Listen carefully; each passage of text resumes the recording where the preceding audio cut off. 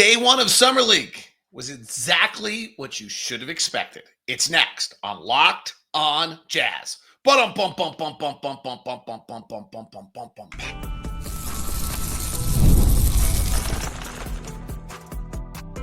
You are Locked on Jazz, your daily podcast on the Utah Jazz. Part of the Locked on Podcast Network. Your team every day.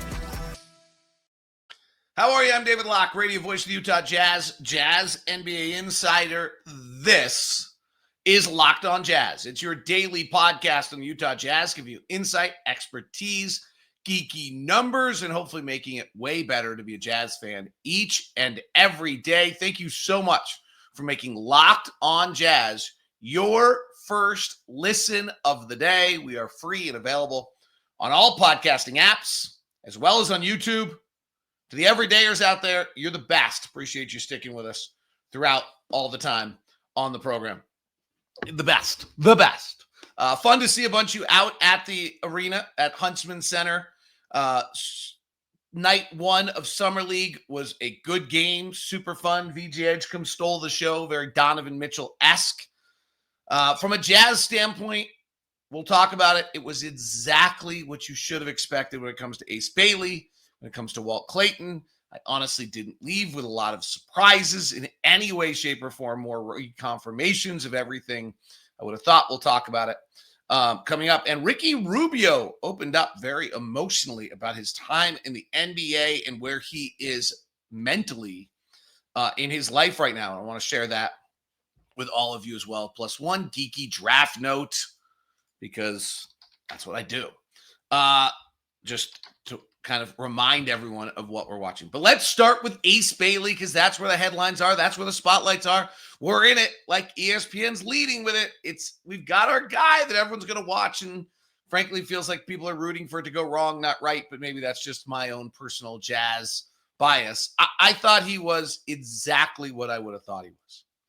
He ended 3 of 13. He had 8 points. He had 7 rebounds. He had an assist. He had the worst plus-minus of anyone in the game other than Armstrong of Philadelphia. It's kind of what I thought. He's crazy long, athletic, active, exuberant. Exactly what you expect. If you watched him at Rutgers, this is what you were going to probably see. And what I mean by that is you have a world-class athlete with an ill-refined game, whose greatest strength is currently his greatest weakness, and who has to learn how to play in a different fashion. Scored about 35 points a game or something crazy in high school. Went to Rutgers, didn't play with a great team. If you talk to people around Ace Bailey about Rutgers, you say, well, if you watch him in his first 5 games of the year, he definitely tries to incorporate everyone. He moves the ball. He does this. And then after that, it's like, no, you have to shoot. There's a story of Ron Harper kind of pulling him aside and being like, no, on this roster with these players, you've got to shoot. And that's still there. He jumps off the stage, off the floor. His length, his body, it's just so obvious that he is the one that has the potential. His jumping is ridiculous. There was a rebound where he just went up 3 feet, 4 feet higher than everyone else to grab the rebound on a free throw. Maybe he's playing harder than everyone on a free throw also, but the fact that he can do that. There was another play, again, where everyone had one level of jump and athleticism, and Ace Bailey's length was just a different piece. And then there's the much talked about block. If you've seen it, it's pretty awesome. Guys driving the basket, has pretty decent separation, tries to put it up, and Bailey spikes it off the glass. And then there was terrible shot selection in the second half. As he got tired, and I thought guys were really tired in this game. It was very physical, very chippy. There was lots of kind of up and down frantic action, and I thought guys got tired. As Bailey got tired, I thought he regressed back probably to kind of what he knows. he lacks the ability to make plays off the dribble. So with that right now and where he is as a player and the inability to make plays off the dribble means that then his shot window, which when a moment ago I said his strength is the same as his weakness. His strength is that he can get a shot off anytime he wants. And his weakness is he can get off a shot anytime he wants. His length is that great that he can just get a shot off. The problem is he can just get a shot off. So as he gets tired and he lacks the ball handling skills to maybe make the plays that he needs to make to clear and get something else, we end up with a fadeaway, one step, quick release, jumper. The other one is that the Jazz are working very hard offensively on playing 0.5 basketball, where instead of being set play and everything being execution and waiting until the guy comes free, get the ball, drive, pass, or shoot within 0.5 seconds. So if you're Ace Bailey and you're playing 0.5 basketball, drive is not a great option because you're not a super good ball handler yet. Pass is not a natural reaction. And if you're not entirely sure where everyone is, because you haven't played with them before, hard, so you shoot. So none of that is surprising. His exuberance and energy was terrific. And his natural, just like God-given skills are incredible. And the other play I was thinking of is a left-hand drive, pull up, free throw line, rise up above everyone else and hit the jumper. And that's honestly where some of the comparisons I think are nuts of Tracy McGrady or, Kevin Durant type stuff, but was Tracy McGrady, Kevin Durant type stuff. So it's there. And then the other part of it is, all indications are he's been terrific, despite all the noise. We also got to see Kyle. We got to see Isaiah. We got to see Cody. And we got to see Brice Sensabaugh play and Walt Clayton. So let me jump in on a few of those. I want to start with Cody. I thought Kyle was the most interesting. So Cody was noticeably stronger. And I got to say, Cody's dad was there with his awesome beard. And if you look at Cody's dad and you look at Cody's brother, it is hard to believe that Cody is not going to fill out. Maybe he's going to be the one in the family who never does. And the lower body is still spindly. The upper body is much bigger.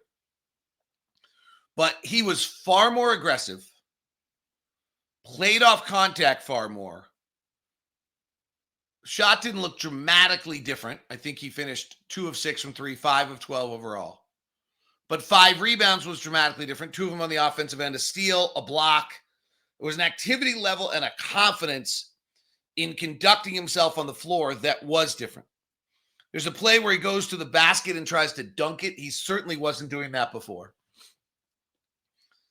And his handle does need to improve. He's got a little bit of the same thing going on here where his handle's just not great. So when he gets the ball in the corner, his choice is kind of to shoot. And so as he improves that should open up some other things. But I thought we saw, the work. He's talked about he's eating 5,000 calories a day. He's gained 22 pounds. And I thought it was clear he had. Lower body weight's hard to see sometimes. And it doesn't look as obvious that he has that. But you look at his dad, who's just such a big man. You look at his brother, it's hard to believe that Cody's not going to have a massive growth of size and strength as he moves into adulthood. I mean, he's still 19. So we'll see whether that's the case. But I thought that of all of the guys yesterday, the one that was the most encouraging to me and looked different than he did before was Cody Williams. I know, I've read Twitter too. That's not who anyone's talking about. But I'm just telling you my thought, and I'll explain why on the other guys here in a second. the one guy who did something that I hadn't seen him do before, that I wasn't aware, was Cody Williams was playing a different game than I saw out of the other guys who I'd seen before. Big box scores for Kyle Filipowski and Brice Sensabaugh. I'm curious if the coaches are in love with their performances as everybody else is. It's next on Locked On Jazz. That's the wrong sounder. Today's show is brought to you by Murdoch Chevy, located in Woods Cross and in Logan. The Chevy trucks, the Colorado, the Silverado. Chevy is Americana. Coming off 4th of July weekend, is there anything that says Americana any more than Chevy? Probably not. And the Murdochs are Utah, so it's the perfect combination of the two. Out in Woods Cross, they've got new and used vehicles for you, but what's maybe most exciting going on right now is some of the deals they have going on. A $10,000 back on Chevy on their 4th of July events on some of their trucks. The 2025 Chevy Silverado, 1,500, 0% APR, $10,000 in total value back to current eligible Chevy on certain Chevy vehicles. Pretty amazing deals going on right now. So if you're looking for a truck, whether it's the 2025 Chevy Colorado or the 2025 Silverado, they're all there for you. The best buy of July. They'll beat any advertised price anywhere. Plus, the SUV lineup is fabulous with the Suburban and the Tahoe, the Blazer and the Trailblazer, the Trax and the Equinox. It's all there for you at Murdoch Chevy. Email me first at dlock09@gmail.com. That's dlock09@gmail.com so that I can give you your VIP experience.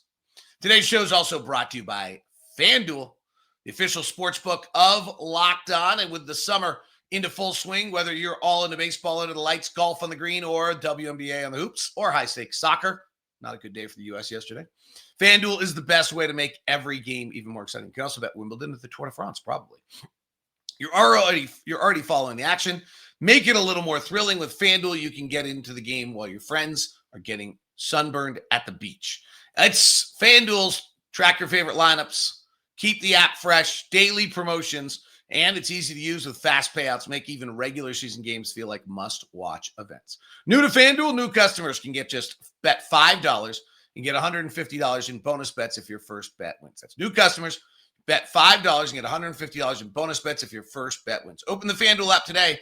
Visit FanDuel.com to get started. That's FanDuel.com to get started.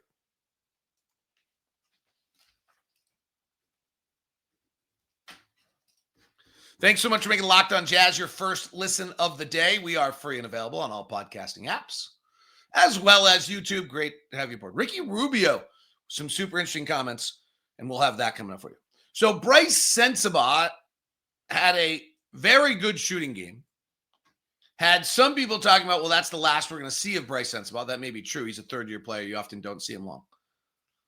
19 points. The 7 rebounds were great. 1 assist. 5 turnovers. I honestly thought, and I'm a huge Brice Sensabaugh fan, so I may watch Brice Sensabaugh more critically than some others because I really like him as a kid and I really want him to succeed. I actually thought, as someone who's a Brice Sensabaugh fan, that his performance was a little infuriating. And that is, if there's anything that I think the coaching staff has tried to get across to Brice in the last 2 years, it's not just shooting's not enough. And so the 7 rebounds are terrific. But there's a play where he just completely doesn't follow a guy on a possession that leads to a layup and, chasing my bad. There's 5 turnovers. 3 of the 5 I would have said were in the careless category, maybe 4 of the 5. And there was just, as the game went on, and again, I do think fatigue was a major factor in this game for both sides. There was, at least in my opinion, and maybe the coaches would disagree and maybe Brice would disagree, there was just a little bit of a looseness that if I'm Will Hardy and I'm watching, Brice Sensabaugh hit 42% of his threes last year. I know that Brice Sensabaugh can shoot. And it looked great. His shot looks great. And I do love the 2 block shots and the 7 rebounds. Far more than I love the 19 points, frankly. But there was a little bit of a looseness to his game, or carelessness as the game moved on, that I think is the number one thing that Jazz coaching staff wants him to get rid of. Now there's, this is a little bit of like, okay, you've for 2 years, you've played a lot of games where you lose. We've got to teach you how to play winning basketball. And, 5 of 8 from 3 is amazing. And that's great. On the other end, 5 of 8 from 3 is not sustainable, right? Like, you're not shooting 60% from 3 for a season. You're going to go 3 of 8 more often than you go 5 of 8. And you're going to go 2 of 8 anytime you go 5 of 8, right? Like, that's just, and even if you do that, you're still 7 of 16 over 2 games. Like, it's great. He can really shoot it. It's a special skill. Brice Sensabaugh's route to being a rotation NBA player might be the most clear of any of the players we're going to talk about today. He's a bona fide, legit, elite shooter and scorer. So he's got to defend well enough. He's got to be detail-oriented enough, and he's got to do these other things to be a success. And if he does that, he's a rotation NBA successful player. Pretty great. If he's not careful, he's Gary Trent. Or his upside's Gary Trent. Like, Gary Trent averaged 18 points a game at some point in the NBA. And the only reason I say not careful is just because he's become a minimum player. So Brice is actually one of my favorite dudes, and I'm a huge fan. And I found myself a little mixed baggy on that performance. I know I saw everyone else was super excited about it. I was not.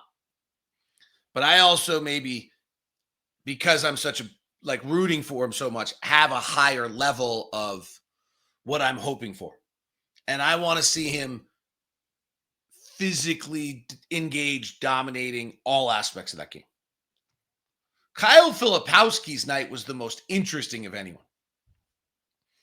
So, one, it was going up against Bona, who is also a late, early second round draft pick. They're pretty similar in, if you look at who they are. Kyle goes 31 last year, and Adam Bona out of UCLA went 41. So they were kind of in the same group. And each of them displayed their strengths to dominate the game. Bona physically outpowered Kyle for a lot, and then Kyle outskilled him dramatically. Kyle's offensive array of skills is pretty terrific. Kyle had 22 points. He had 6 rebounds. He had 2 assists. I thought actually the most exciting one was his 4 free throws looked awesome. His 3-point shooting looked great. In the practice I watched, his comfort of just letting the ball come off his hands was terrific. He made a great play where he is late in the game. Scott Morrison ran everything through him. Kyle was kind of the go-to fulcrum for the offense late in the game. And that's where Kyle's really skilled. And Kyle, one of the most impressive plays, and I think this is where he's going to be great in the NBA level, is fake the handoff, turned, drove, and then kicked to the corner. There's not a lot of guys that can make that play. I think whoever it was hit the 3. Might have been Harkless or Springer. It had to be Harkless because Springer didn't make one. And then also a hard left-hand drive where he understands his body, used his power, put his shoulder into someone, cleared it. It's really super. He scored late in the game, I think, on 4 straight possessions. Simultaneously, Philadelphia scored on him 4 straight possessions. Bona would catch at the top of the key, ball fake to the wing. Bona has 0 outside shot at all. He's 16 feet away. Kyle would jump like he's coming out of a jack-in-the-box. Bona would drive by him, dunk or lay it up and in. The coaching staff was beside themselves on the sideline. That Kyle bid on that back-to-back plays. And then late, everything Philadelphia ran was a pick and roll to get Kyle switched and have Edgecombe come downhill on Kyle, and they scored on him before. It was really the essence of where Kyle is. He's so incredibly skilled offensively. His route is how brilliant he is offensively. In the first half, he did not rebound well enough. He got physically manhandled by Bona, who had 8 fouls in the game, which makes Summer League unique. It's super hard for a big man to make himself impactful offensively, but with Kyle having the ball in his hands, he can do it. And then in the fourth, he dominates the game on one side and gets dominated on the other. It was a pretty fascinating country, and it was also just wildly obvious. So I thought that was like a really good example of where Kyle is. I do think it's really important to note, though, he was the offensive fulcrum for everything going on late in the game. That's pretty awesome. And that skill set he has is, there just aren't a lot of 7-footers that have that. He's going to be around this game for a long, long time. Now, for him to become a regular rotation player in the NBA in years 2 and year 3, remember, just that's where we are, still way early. What position does he play? And right now, what I see is someone whose offensive game is best if he's a 5, and whose defensive game is best if he's a 4. It's actually, ironically enough, it's super similar to John Collins. And so we'll be interested as time goes on where he fits and how he fits and what matchups he can play. And can he get to the point where he can play any matchup? Because that's going to dictate his minutes. It's pretty interesting. So those were the two headliners. Those were the headliners, Kyle and Brice. And I thought Cody's performance is interesting. Collier and Clayton played a little bit together. Those are the two guys playing Summer League, and they're basically, as of right now, the two guys are going to battle for the starting point guard spot for the Utah Jazz this year. The youth movement is upon us. We'll touch on that, plus some very emotional comments from Ricky Rubio next on Locked on Jazz.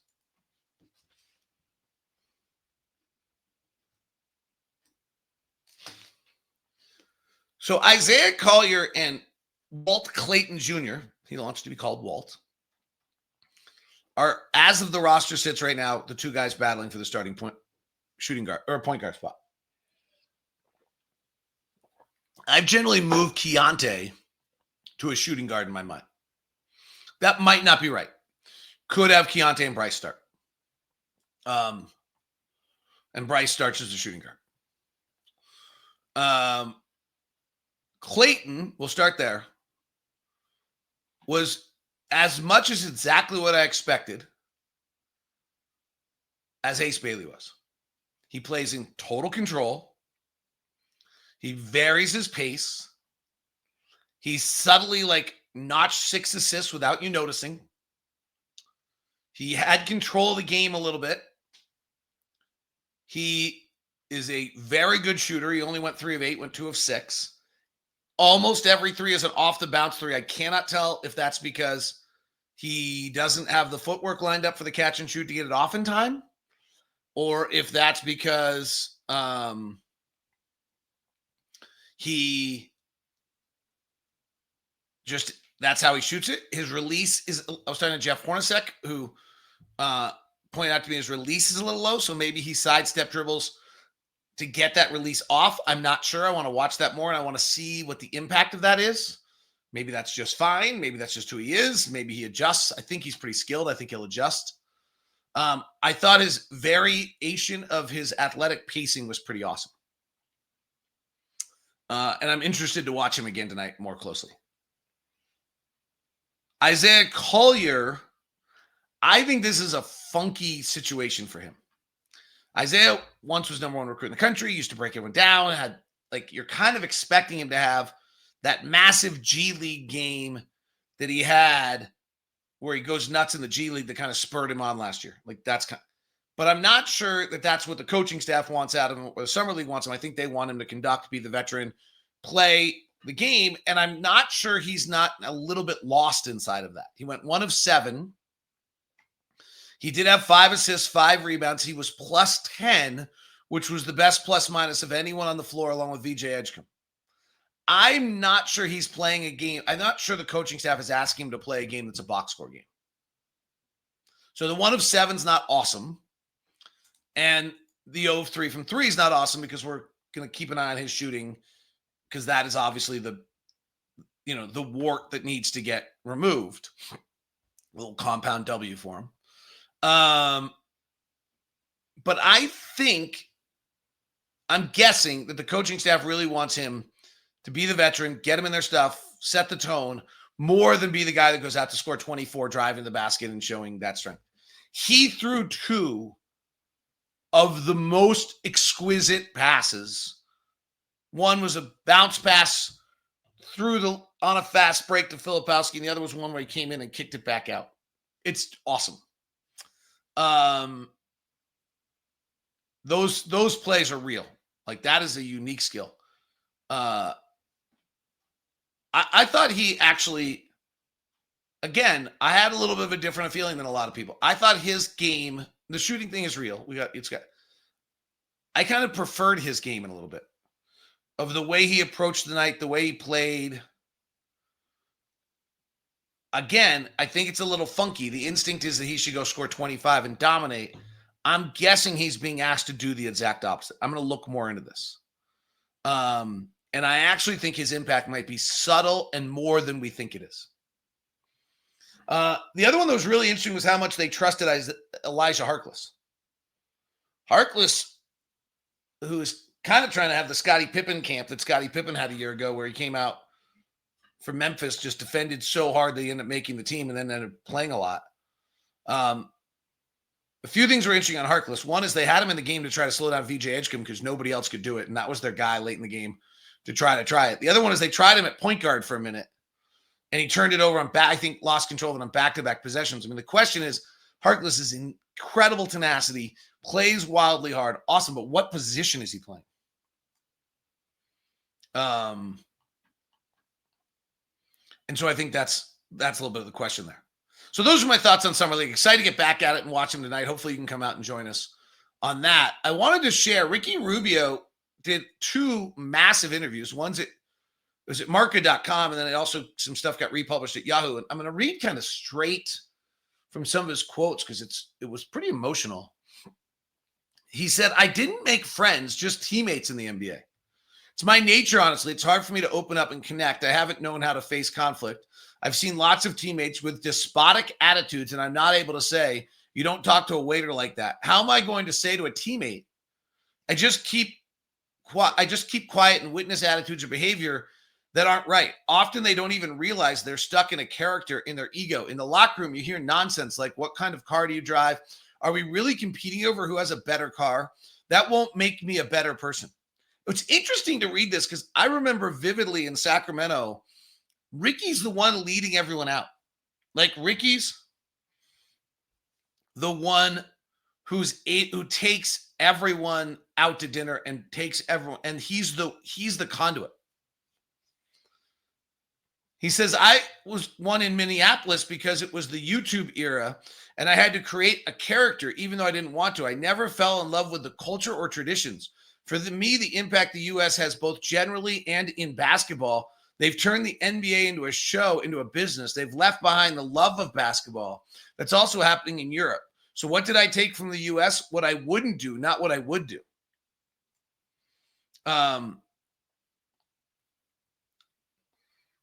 He was talking about going pro at 14 and how hard it was. He still really seems to be scarred by that. He said, "In Minnesota, I live with my best friend. One night we went out to dinner.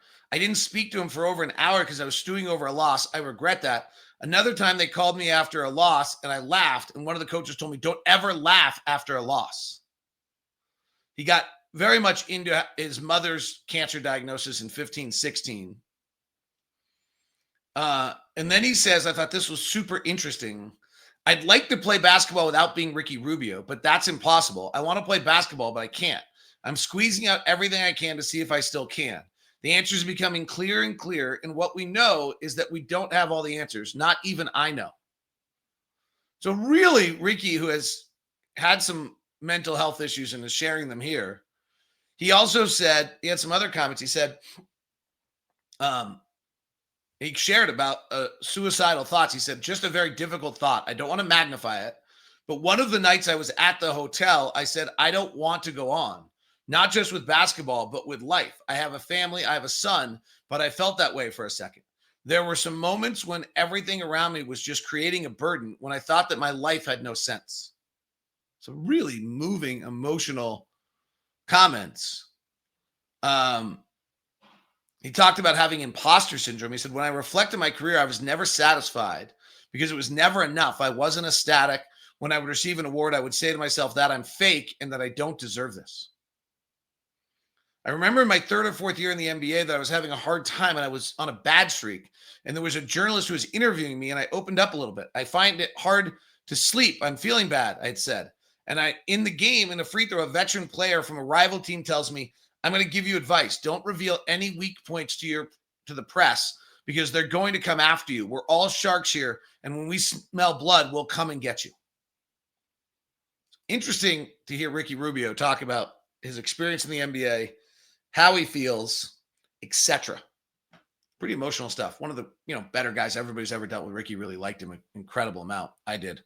And it's sad to read and interesting, insightful to know the pain players are going through while trying to play in front of 19,000 people and act a different part all the time. And also, I think his comments about, he became a YouTube sensation having to be Ricky Rubio. I remember Donovan Mitchell saying to me at one point, it's hard to be Donovan Mitchell right now. I think it's very different to be Donovan Mitchell right now. This thing can run away from them. And it's harder than we probably realize. So interesting thoughts. All right, Summer League. See you tonight. Jazz, 7 o'clock. We'll be on the radio. It's on TV on Jazz Plus as well. And K-Jazz with Thurl, Lauren, and Craig. Have a great one. We now send you the first ever 24/7 national NBA channel, Locked On NBA, if you're on video. On audio, check out Locked On NBA. Still bringing it every single night. It is Locked On NBA.